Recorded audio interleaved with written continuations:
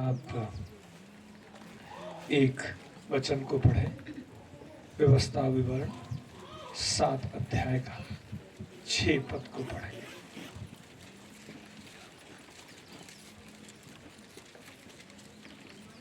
क्योंकि तू अपने परमेश्वर यहोवा की पवित्र प्रजा है।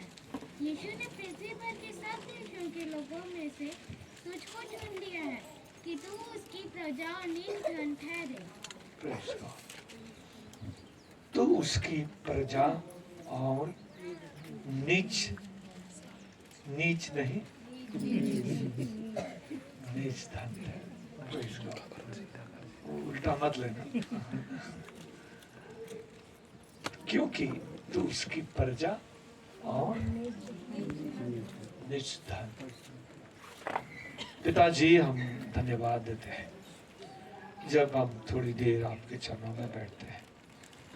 मुझे बोलने की शब्द दीजिए, हम सबको समझकर आपके वचन में बने रहने की अनुग्रह दीजिए, यीशु के नाम में।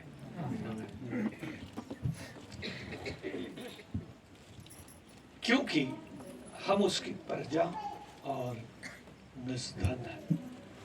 किसके लिए? किसके? परमेश्वर।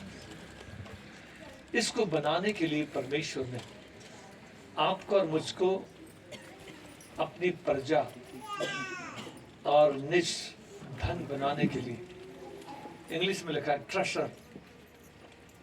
ट्रेजर बनाने के लिए। आप देखिए,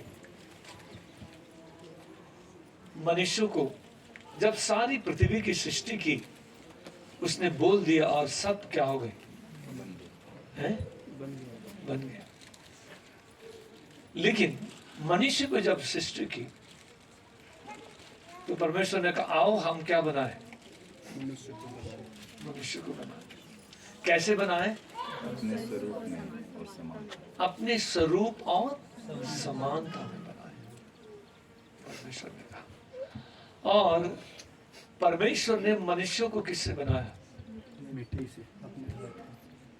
मिट्टी से बनाया। लेकिन कैसे बनाया? अपने हाथों से बनाया। मनुष्य एक ही फर्क है कि जिसमें परमेश्वर ने उसको बनाया है अपने हाथों से, बाकी अपने शब्दों से।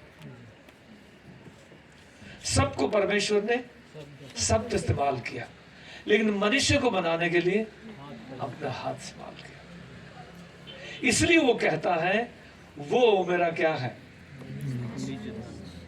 मेरी प्रजा है और मेरी प्रेज गॉड। आपके गले का छोटा सा हार जो 2000-2500 का होगा, उसको जब आप तिजोरी में रखते हैं तो बाप रे, कितना ताला लगाते हैं? कितना ताला लगाते हैं? अगर कहीं दरवाजा खटखट आए तो पहला आपका ध्यान कहाँ जाता है? तिजोरी में जाता है। कहीं वो तोड़ तो नहीं देगा है? और छत में कोई घुसा है, दरवाजा लगा हुआ है, फिर भी डर कहाँ है? तिजोरी में। बाप रे, 2500 का नहीं होगा। आप इतनी सड़ी सी एक माला के लिए जो आपको धन आपको लगता है, उसके लिए आपका ख्याल और आपकी सुरक्षा और आपका ध्यान सब कुछ किसमें लगा? उसमें लगा रहता है। लिखिए, हम कोई कीमत हमारी नहीं थी, हमारी कोई कीमत नहीं थी। हम तिरस्कारित थे और हमसे प्यार करने वाला कोई नहीं था। हम तिरस्कारित थे,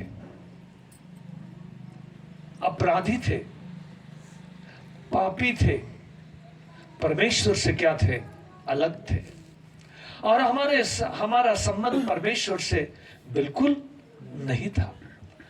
लेकिन ऐसे तिरस्कारित,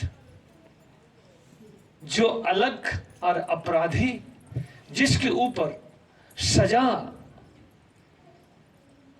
पड़ चुकी थी और उसको दंड की भागीदार था, ऐसी अवस्था में उसने हमसे प्यार करने के कारण उसने हम कितने पढ़े लिखे हैं नहीं देखा, हम कितने अमीर हैं उसने नहीं देखा, हम कितने गरीब हैं उसने नहीं देखा, हम कौन से जात के हैं उसने नहीं देखा।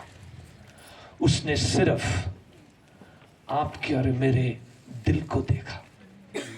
Praise God. सिर्फ किसको देखा? हमारे दिल को देखा। और आपको और मुझे अपना प्रजा बनाने के लिए, अपना निजधन बनाने के लिए अपने एकलौते पुत्र प्रभु यीशु मसीह को इस जगत में क्या कर दिया? भेज दिया। उसमें कोई पाप नहीं था, उसकी जन्म अद्भुत था। समझ गए ना? उसकी जन्म क्या था? अद्भुत था। कैसे अद्भुत था? उसके जन्म होने से पहले 700 साल पहले ही भविष्यवाणी की गई। उसका नाम क्या है ये पहले से लिखा गया था, इम्मानुएल। वो हमारे संग रहने के लिए पहले ही बताया गया। और उतना ही नहीं, वो पवित्र आत्मा के द्वारा मनुष्य के लिए मनुष्य बनकर इस जगत में वो आया, मनुष्य बना। उसको मनुष्य बनने की जरूरत नहीं थी। वो सारी सृष्टि का सृष्टि करता है, सारे मानव को बनाने वाला है, सारी सृष्टि को बनाने वाला परमेश्वर है। अतुल्य परमेश्वर है, महान परमेश्वर है, सर्वव्यापी परमेश्वर है, सर्वशक्तिमान परमेश्वर है, सर्वज्ञानी परमेश्वर है। ये सर्वशक्तिमान सर्वज्ञानी परमेश्वर मनुष्य से प्रेम करने के कारण मनुष्य बनना वो चाहा। इसलिए मरियम को एक बर्तन के रूप में वो पवित्र आत्मा के आकर कहता है, मरियम तू गर्भवती होगी और पुत्र जनेगी, उसका नाम यीशु रखना। वो अपने लोगों को पापों से क्या करेगा? उद्धार करेगा। ये कैसे हो सकता है? मरियम कहती है, पवित्र आत्मा तुझ पर वास करेगी, पवित्र आत्मा तुझ पर वास करेगी। और मरियम अपने जीवन को प्रभु के हाथ में तेरे वचन के अनुसार हो बोलकर उस वचन के आगे वो अपने आप को क्या करती है? सौंप देती है। उसका जन्म किस जगह में होगा ये पहले से बताया गया था। उसका स्थान, उसका समय, वो किस लिए आएगा? अपने लोगों को पापों से छुड़ाने के लिए, उद्धार करने के लिए वो आएगा। ये पहले से उसके बारे में भविष्यवाणी की गई थी। इसलिए मैं कहता हूं उसकी जन्म जो है अद्भुत था। मेरे भाई और बहनों, प्रभु यीशु मसीह का जन्म जो है अद्भुत था। वो इसलिए था कि हमारे संग रहने के लिए था, वो इसलिए था कि हमें पापों से छुड़ाने के लिए था, इसलिए था कि हमें अपने लहू बहाकर अपने लहू से धोने के लिए था। इसलिए उसका जन्म अद्भुत था। वो यीशु हमारे आपके सारे मानव जाति के पापों को लेकर, इसलिए बाइबल कहते हैं परमेश्वर ने जगत से ऐसा प्रेम किया कि अपने इकलौते पुत्र को दे दिया, जो को ही उस पर विश्वास करे, जो को ही, उसमें जाति नहीं है, भाषा नहीं है, ऊंच नहीं है, नीच नहीं है, अमीर नहीं है, गरीब नहीं है, काला नहीं है, गोरा नहीं है, कोई भी किसी भी जात का कैसा भी क्यों ना हो, यदि वो मनुष्य है उसने आपसे मोहब्बत किया है, प्यार किया है। मनुष्य के लिए वो मनुष्य बन गया। आपको समझना है, ये आपको निज प्रजा बनाने के लिए आप और मैं उसके निज धन संपत्ति है। किसके? परमेश्वर के। इसलिए वो आपसे प्यार करता है, इसलिए आप पर ख्याल करता है, इसलिए आपको अपनी बंधनों में से, आपके बंधनों से छुड़ाना चाहता है, इससे आपको अपनी जिंदगी के सारी जो फिक्र से आप डूबे हुए हैं, पाप में फंसे हुए हैं, उन फसाद बंधनों को तोड़कर आपको आजाद करना चाहता है। तो आजाद आपको करने के लिए, अपने निज प्रजा बनाने के लिए यीशु मनुष्य बना। उसकी जन्म अद्भुत था, मैंने आपसे कहा। उसके बाद उसकी सेवकाई जो है क्या थी? अद्भुत था। उसके समान कोई नहीं था। वो गुरुओं का क्या था? गुरु था। गुरुओं का गुरु। उसके समान कोई दूसरा गुरु आज तक न हुआ है, न होगा। Praise God. Hallelujah. Hallelujah. उसकी शिक्षा जो है, उसकी शिक्षा के समान दुनिया में ना कोई हुआ है, ना कभी हो सकता है। वो गुरुओं का क्या है? गुरु है। इसलिए हम परमेश्वर के वचन में पढ़ते हैं, वो इसको कोई उसकी समान कोई भी शिक्षा, हर प्रकार के लोगों से उसकी शिक्षा परिचित थी। छोटे से छोटे, पढ़ा लिखा हो, पढ़ा लिखा ना हो, उसकी शिक्षा किसी को समझने के लिए कठिन नहीं है। कोई भी उसकी शिक्षा को क्या कर सकता है? समझ सकता है, क्योंकि वो उदाहरणों से बातें करता था, दैनिक जीवन की दिनचर्या से बात करता था, दिनचर्या की बातों को लेकर लोगों को समझाता था। स्वर्ग राज्य के बारे में कितने एग्जाम्पल हम पढ़ते हैं मत्ती के सुसमाचार 13 अध्याय में। सरल, कोई भी समझ सकता है। जैसे मैं कई बार कहता हूं, उसी प्रकार एग्जाम्पल हो। एक खेत में, हम किसान हैं, हम किसानी जानते हैं, उस खेत में प्रसर धन संपत्ति क्या हुआ था? छुपा हुआ था। जिसको मालूम हो गया कि धन संपत्ति इस खेत में क्या हुआ है? छुपा हुआ था, उसने सारे चीजों को बेचकर जहां धन संपत्ति छुपा था उसको क्या कर लिया? मोल लिया। कौन नहीं समझता है? लोगों को नहीं समझ में आया, अरे इतनी सारी जमीन को बेचकर ये छोटे से खेत को क्यों खरीद लिया? बंदर क्या जाने अदरक का स्वाद। जिसकी आंखें खुल गई हैं, जिसकी दिल खुल गया है, जिसको समझ में आ गया, उसको मालूम है जो दुनिया में जो ट्रेजर नहीं है, जो धन संपत्ति जो नहीं है, उससे बढ़कर इसमें क्या हुआ है? छुपा हुआ है। देखिए कितनी सरल उसकी शिक्षा। इसलिए मैंने कहा वो गुरुओं का क्या है? हर कोई समझ सकता है, हर कोई उसके पास आ सकता है, हर कोई उससे प्रार्थना कर सकता है, हर कोई से वो प्यार करता है, हर कोई को छुड़ाना चाहता है, हर कोई को, हर किसी के आंखों को खोलना चाहता है, हर किसी के दिल को खोलना चाहता है, हर किसी के करीब रहना चाहता है। कौन है उसके समान? कौन है उसके समान? मैं आपको कहना चाहता हूं, कोई नहीं। इसलिए बाइबल कहती है आकाश के नीचे पृथ्वी के ऊपर मानव जाति के लिए एक ही नाम है, वो यीशु का नाम है। एक ही गुरु है, वो यीशु है। हालेलुया। मेरे भाई और बहनों, इस गुरु को पहचानने के लिए सौभाग्य मिला। आप मुझसे पूछोगे पादरी साहब, आपकी जिंदगी के सबसे बड़ी और सुनहरा और अच्छे से अच्छा खुशी का दिन, अच्छा दिन किसको कहोगे? अगर आप मुझसे पूछोगे, मैं कहूँगा जिस दिन यीशु मेरे दिल का राजा बन गया, मेरा गुरु बन गया।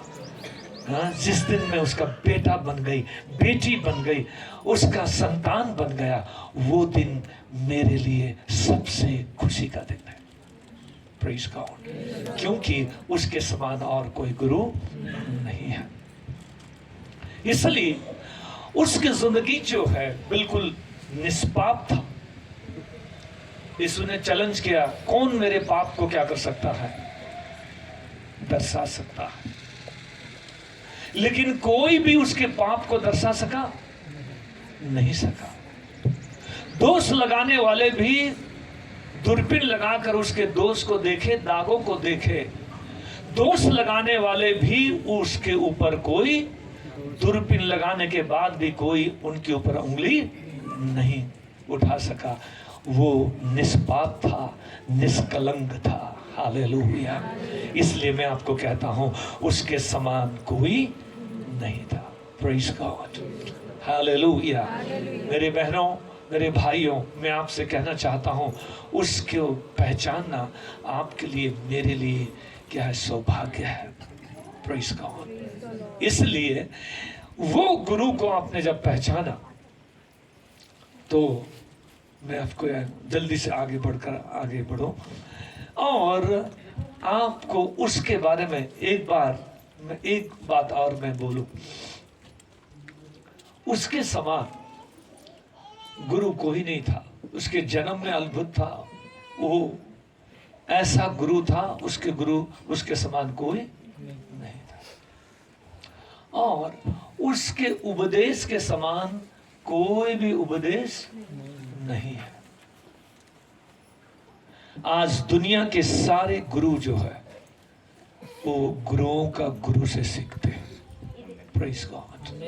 Hallelujah, hallelujah. इसलिए और मैं आपको कहना चाहता हूं, वो निष्पाप था, मैंने आपसे कहा।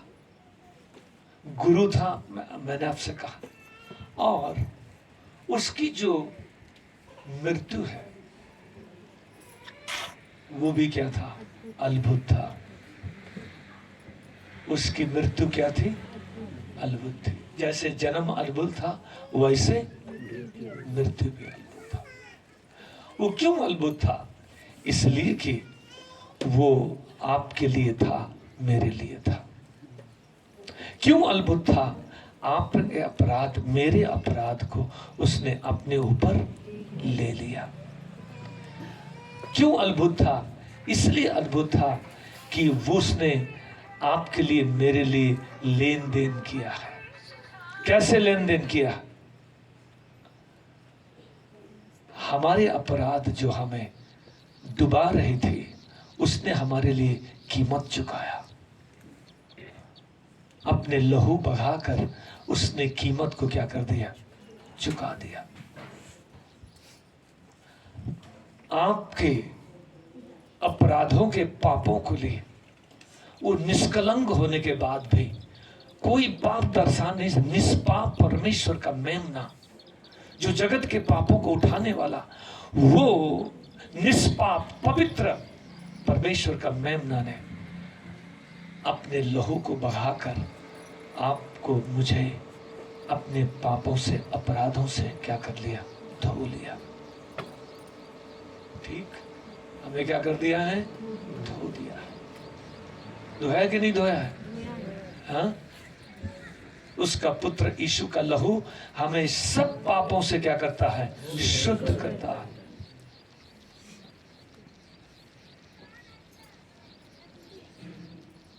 जैसा वो ज्योति में है, वैसा हम ज्योति में चले तो एक दूसरे के क्या रखते हैं, सौभाग्यता रखते हैं। और उसका पुत्र यीशु का लहू हमें सब पापों से क्या करता है, प्रेज़ द लॉर्ड। उसकी मृत्यु इसलिए अद्भुत था कि हमारे सब पापों से क्या करता है, एक दो पापों से नहीं, सब पापों से क्या करता है, शुद्ध करता है। उसकी मृत्यु अद्भुत इसलिए था, उसने हमारे लिए 39 क्या खाए, कोड़े खाए, चांटे से मारा गया उसको। 22 चांटे होते थे, एक चांटे में 22 चांटे में 22 कांटे होते थे। मतलब 2 मुख होता था, मतलब एक में 44 चुभने वाले कांटे होते थे। 22 में एक चांटे के अंदर कितने कांटे, 44। तो 22 में 44 कितने हो गए? कितने हो गए? 88। ठीक। जब उसको ऐसे मारा जाता था, उसके शरीर में ये पूरे कांटे चुभ जाते थे। सिपाही लोग जब वो पूरा शरीर को लपेट लेता था, चुभ जाता था, गड़ जाता था, इतना ये गांठ था। एक कांटा जब गड़ता है, 2 मांस के टुकड़े रहते थे। एक दोनों तरफ के कांटे जब चुभते हैं, इसमें 2 टुकड़े मांस के टुकड़े एक कांटा में से निकल आता था।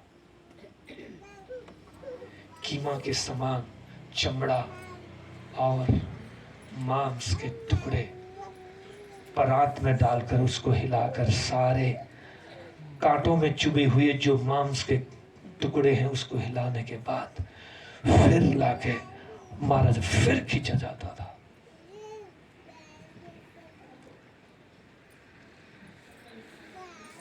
ऐसे कोड़े आपके लिए और मेरे लिए प्रभु यीशु मसीह ने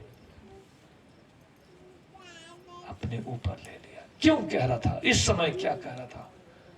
वो आपके नाम को ले रहा था। बेटी, बेटा, मैं चुप रहने का कारण, मेरे शांत रहने का कारण, मेरा सहने का कारण ये तेरे लिए है। Praise God. ये आपके लिए था, ये मेरे लिए था। क्यों था? आपको मेरी सजा को लेकर आपको अपना निज धन बनाना चाहता था। Praise God. Hallelujah, hallelujah. कत्ल करने वाले मेमने के समान वो चुप रहा। सिपाही ने उसके दाढ़ी खींची, चुप रहा। उसके चेहरे पर थूका गया, वो चुप रहा। उसकी खिल्ली उड़ाई गई, तो यहूदियों का राजा है, उससे अपने आप को बचा और हमें भी बचा। लेकिन वो मेम, कत्ल करने वाले मेमने के समान चुप रहा। एक शब्द नहीं कहा। जब क्रूस पर अपने प्राण को त्याग रहा था, लोग जब ऐसे चिल्ला रहे थे, इस वक्त यीशु ने क्या कहा? हे पिता, इन्हें क्षमा कर, ये क्या कर रहे हैं, ये नहीं जानते हैं। हे पिता, इन्हें क्षमा कर, ये नहीं जान रहे हैं ये क्या। मैं आपसे पूछना चाहता हूं सवाल, इसके समान अपने प्राण को देने वाला, ऐसे मृत्यु सहने वाला दुनिया में, आकाश के नीचे, पृथ्वी के ऊपर कौन सा इतिहास आप बताओगे? कौन सा भक्ति आप दिखाओगे? कोई नहीं, कोई नहीं, कोई नहीं, केवल यीशु मसीह है। हालेलुया। इसलिए मैं आपसे कहना चाहता हूँ, ये किस लिए था? इसलिए कि आपको अपना निज प्रजा बनाना चाहता है, आपको अपना धन संपत्ति बनाना चाहता है। Praise God. इसलिए मेरे भाई और बहनों, अगर आप उसके प्यार को समझोगे, आपको जिस प्रकार से अपने प्रजा बनाने के लिए, अपने निज संपत्ति बनाने के लिए जो यीशु ने किया है, जो आपके लिए दिया है, जो कीमत चुकाया है, इस बात को आप समझोगे तो आप कभी भी दुनिया से प्यार नहीं करोगे। आप यीशु से क्या करोगे? प्यार करोगे। Praise God. Hallelujah. Hallelujah. गाड़ दिया गया, उसका पुनरुत्थान भी अद्भुत था। शैतान ने सोचा कि इसको अब पुनरुत्थान क्यों था? उसकी मृत्यु भी भविष्यवाणी की गई। उसका पुनरुत्थान भी तीसरे दिन मृत्यु में से क्या होगा? जी उठेगा। मुझे सुनने वाले भाई और बहनों, सारी दुनिया की ताकतें वहां खड़ी थी कि यीशु मसीह किसी भी प्रकार से मृत्यु में से जी ना उठे। सारी ताकतें वहां लगी हुई थी। उस समय की सबसे बड़ी धार्मिक ताकत जो यहूदी थी, उसकी ताकत वहां लगी हुई थी। उस समय का सबसे बड़ा राजनीतिक शक्ति वहां लगी हुई थी। उस समय का सरकार इम्बिबेर अपना मोहर लगाकर उसके कब्र में क्या हुई थी? सिपाही को लगाए हुआ था। राजनीतिक, सरकारी और सोशल पावर, सामाजिक शक्ति, रिलीजियस, सामाजिक, सारे समाज लगे हुए थे कि यीशु किसी भी प्रकार से जी ना उठे। और शैतान की ताकत वहां लगी हुई थी कि यीशु किसी भी प्रकार से जी ना उठे। ये सारी ताकतें कब्र में लगी हुई थी। पूरी ताकत लगा देते कि यीशु किसी भी हालत में मृत्यु में से जी ना उठे। इवन सारी ताकत वहां पर लगने के बावजूद भी यीशु का जब परमेश्वर का वचन पूरा हुआ, समय जब पूरा हुआ, सारी ताकतों को तोड़कर यीशु मृत्यु में से क्या हुआ? जी उठा। Praise God, hallelujah, hallelujah, hallelujah, hallelujah. Yeshu मृत्यु में से क्या हुआ? जी उठा। इसलिए हम कहते हैं हमारा यीशु मुर्दा नहीं है, हमारा यीशु मुर्दों में से जी उठा है। उसके समान कोई नहीं है। इसलिए हम उसकी आराधना आत्मा से, सच्चाई से, पवित्रताई से करते हैं। प्रेज गॉड, आमीन, आमीन। मेरे भाई और बहनों, जी उठा है। इसलिए यीशु आपको और मुझको अपना निज प्रजा और निज धन संपत्ति बनाना चाहता, ट्रेजर बनाना चाहता। तो आपका और मेरा कुछ उत्तरदायित्व हो। जब